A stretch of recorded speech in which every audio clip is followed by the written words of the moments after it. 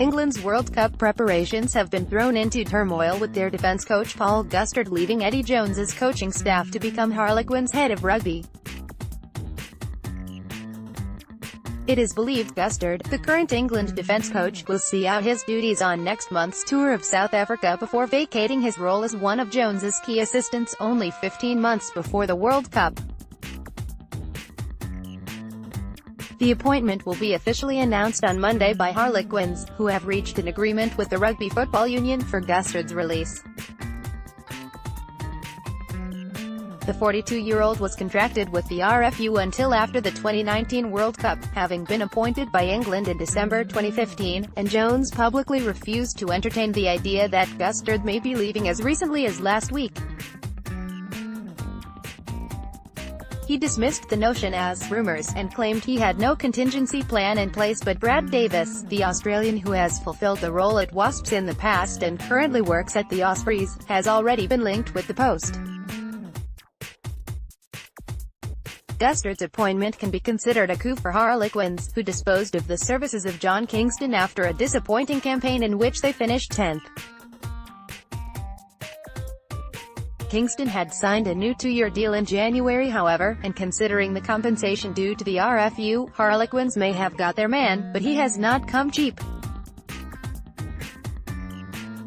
In addition, it is also believed Harlequins want to appoint a general manager, a position which Ben Ryan was hopeful of securing, as the 2012 Premiership champions seek to arrest a protracted period of decline.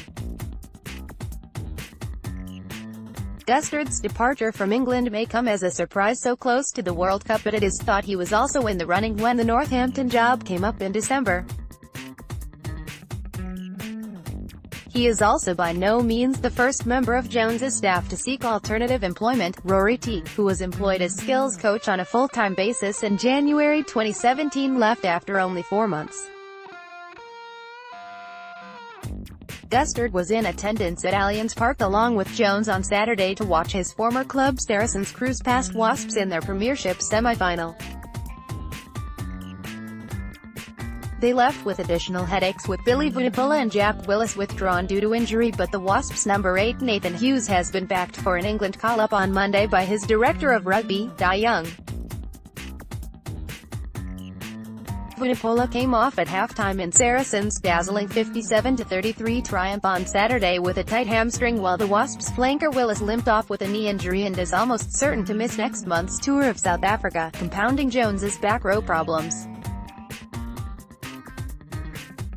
Add in the decision by Steve Hansen to stir the pot and claim that Brad Shields would probably have made the New Zealand team this year, if not for his pledge of allegiance to England and his subsequent controversial selection to tour South Africa, and Jones has certainly had better weekends.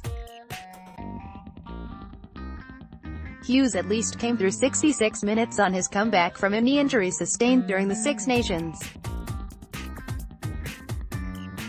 It was initially thought he would be ruled of the 3-test series against the Springboks, and he was listed among the unavailable players when Jones named his 34-man squad this month. Jones was asked about Hughes last week however, and hinted injuries may open the door to a place in the squad. Furthermore, Wasps' defeat by Saracens means Hughes is available to be selected in the England squad named on Monday, which will prepare for Sunday's match against the Barbarians, giving Jones the chance to take a closer look amid Vunipola's fitness problems. Considering Nathan hasn't had a lot of rugby, I thought he looked a lot better than when he went into the England setup, said Young. We've done more conditioning with him. He will obviously benefit from that game, and he has another couple of weeks before they go on tour. The outlook for Vunipola is certainly better than for Willis, and while the Saracens director of rugby, Mark McCall, cast doubt on whether he will be fit for this weekend's Premiership final, the hooker Jamie George was more confident. Nonetheless, his ongoing fitness problems will be of serious concern for Jones, considering he has managed only 59 minutes since breaking an arm in January. I think he'll be fine. It was tightening up a bit and it was precautionary, said George. He gives you go forward. Billy is a very level-headed bloke, and if we are not quite getting it right or we concede, he often says the right thing. He has got his own leadership style. He talks, we listen. To have someone of his caliber gives everyone a huge boost.